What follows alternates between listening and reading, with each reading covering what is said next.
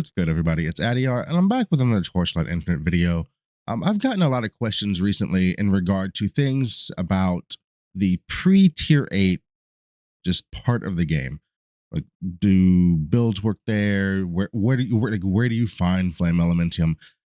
All kinds of things. And it's really that Flame Elementium aspect that I really want to key in on. We are now a couple of weeks into a Torchlight season. In my opinion, a couple of weeks for a TLI season is what I would consider a mature season. Most people don't make it multiple weeks into the season. And so I wanted to just revisit one of the very commonly championed strategies in tier 7, just to see how it's faring now that we've moved in a couple of weeks. We've had like a new PoE league start, so we've lost some players to that. We've just naturally had a small drop in players as the season has gone on. So that's what we're going to be going through today. I've gone and did a 99 map run and recorded all the results for you today. I'm going to break that down, show you how much I'm making per map, per hour. So yeah, hopefully that is something that'll be of interest to you and will help you like push your characters further. Because I know a lot of people, especially this season, the wall from going to tier 8 to tier 7 has been a bit of a struggle, especially if you're newer to the game. It's been a rough time for folks. So I just want to put something out there for you. If you're catching this video not long after I've put it up, I am more than likely going to be live streaming on Twitch. So you can come check me out there if you've got any questions. If I'm not live, you can always drop a comment. And if this is the type of video that you find interesting or get any use out of, maybe throw me a sub or a like. Starting a new channel is always rough, and I appreciate all of the support that I've gotten on the first 3 videos. It's more than I would have. It's way more than I thought I was going to get. So very, very much appreciate all of you. But first things first, I just want to dive into the actual game, and then we'll go to the spreadsheet with the breakdown. I just wanted to quickly show you. I just relogged in. So this is the stuff that we're going to be farming. The Eternal Reverberations. There we go. 5 fee there. The solidified steers, another 60. The tier 7 time shards are selling. That's 25 that I got there for 36. Like this is legitimately what I've been selling, except for the sacred fossils. I got those off my main. Residence eyes. Let's see. More time shards, more tiers. Like this is what we're farming. The big bulk of our income is going to be from time shards and going to be from Eterna. And again, I've been using this on a brand new character named Iris But Cold. I'm going to be using her for a new video that I'll have coming up. Based on what time it is, probably tomorrow now. I was hoping to have it out today, but you know, life is lifing. But this is a new Iris that I leveled up just to show the pre-tier 8 experience and how to transition from that like tier 7 into that tier 8. So be looking out for that if that's something that you're interested in. I'm also trying out the cold spirits.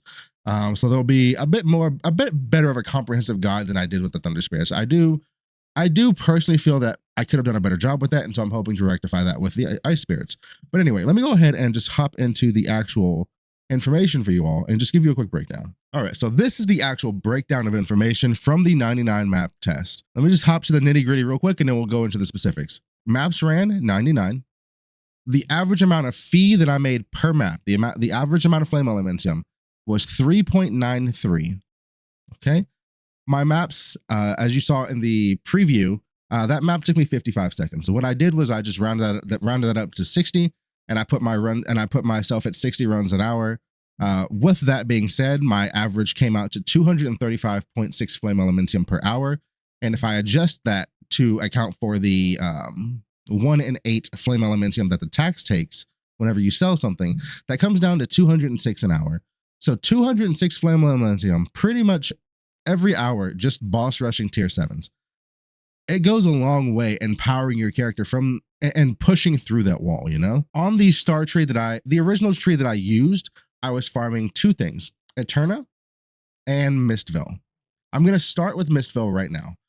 Mistville, 100 map, I'm just going to say 100. I should have just ran 100. It would have made this so much easier. For the 99 map test, I got 48 residence eyes, which provided me with 23.04 fee. Here's the thing. This is not enough, because this is just not enough. The tree that I'm going to be leaving you a link to in the comments, Mistville just does not seem to be worth it anymore, at least not in tier 7. Maybe in tier 8 and Profound, it's worth it still, but the eyes have dropped considerably in price. You don't get a lot of them in tier 7 from what I can tell.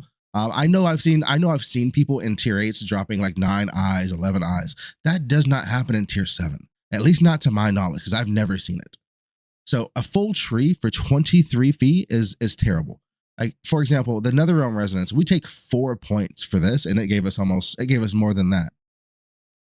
Again, now Star Shards, big bulk of our total of all of the money that we earned, 122 of it was going to be in Star Shards. But here's the big one right here. This is going to be your Eterna. Okay, solidified tears, and then eternal and fleeting reverberations. They are the mass of our income. Solidified tears, almost 150, almost 50 off of Eternals. And then the fleetings aren't a lot, but I mean, it's all part of the same mechanic. It's far and away the best mechanic that I've found for running tier 7. I will show you on the updated tree. I dropped the Mistville stuff and I added in God of War. God of War gives us more speed. And when you're running tier 7, this is what you need to know. The only thing that matters are the mobs that you're targeting for your strategy. There's not enough drop quantity to care about anything else in those maps. You only want to kill the green mobs that show up. So it'll be a pack of mobs, and I'll put some examples on the screen for you. There will be a pack of mobs that show up as green dots. You want to kill those. And then there will be a boss for the Eterna that shows up. And he will be dropping you a lot of stuff as well. So you're targeting that, the boss, and then the boss of the map. Everything else in the map, you don't care about, including the rare mobs. The rare mobs in tier 7 basically don't drop anything. Ignore them. Run past them.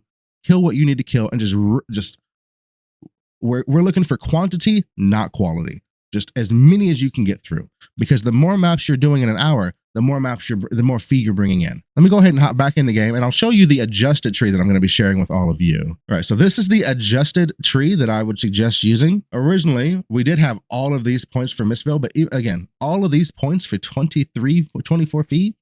Nah, we're not doing that anymore. That is not for us. Eterna is the most important thing here. It's so massive. We're taking the entire Eterna tree. For our commodities, again, we've got the 4 points for Netherrealm Resonance. We're taking all of the Star Shard. Between the Star Shard points here and the Star Shard points that we take right here, we get 2 Star Shards from every single map. No questions asked. And then I also took the chests because I didn't really know where else to put these points. They're gamble points. You could get something really, really good out of that chest, but more likely it's going to be kind of whatever. But I mean, there's always the possibility. God of War, the only thing I have taken here is going to be the guaranteed God of War. What this is going to do is when we go into a map, I can show you this right now. Whenever we go into a map, at the beginning of the map, we'll have this right here, which is called a Statue of War. When you click that, as you're progressing through the map, you're going to get a ramping buff. And it gives you a couple of things, but the only thing we care about is the move speed. It gives you a ramping move speed buff to get you churning through your maps faster. That's all we care about here. All right, outside of your God of War, I'm trying out these compass nodes. I don't know if they're actually going to be worth it or not. This is a toss up for me. If you don't want to put these points here, you can choose something else to put them in. It's just something I'm trying out. I do not know if they're actually going to be worth the time. We will see. And then once you get your first 2 points up here, these 2 points right here that lead to the doubling, the chance to replicate your Star Shards, these are the only points in your profound constellation that matter. None of the other stuff does. Even these 2 that I have clicked right here, these do nothing for me in tier 7. Tier 7 does not have the drop quantity that tier 8 profound, that Deep Space has. It means absolutely nothing to you. Again, I will have a build code for this tree linked down below.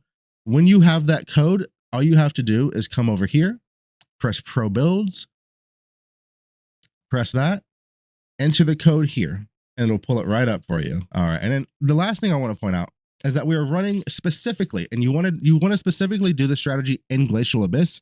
It has the highest selling Star Shards of any of them because everybody is trying to farm the boss to get, and I can show you the drop. This right here. Surging Inspiration is incredibly expensive. It is probably the most meta helmet in the entire game right now. And when you're coming into this glacial zone and you're farming, you want to farm right here. This is going to be Dinnerman Village. The cards that you can roll on the maps do not matter. Ignore them. What you're going to do is you're going to set up your star tree. If you're changing your star tree, you're going to come down here and you're going to press this button right here. That'll reset your star count, your talents, and make sure that they are applied to your current maps. And then we just go in, we go next, we open portal, we go. We don't put in any map modifiers. We don't put in any compasses. We don't do anything. All we do is go into the map and run. That's it. That's the whole strategy. So even now, into what I would call a mature league, we're hitting 200 feet an hour, and I would consider my build pretty slow, relatively speaking. I know there are some other that there are other builds that move way faster.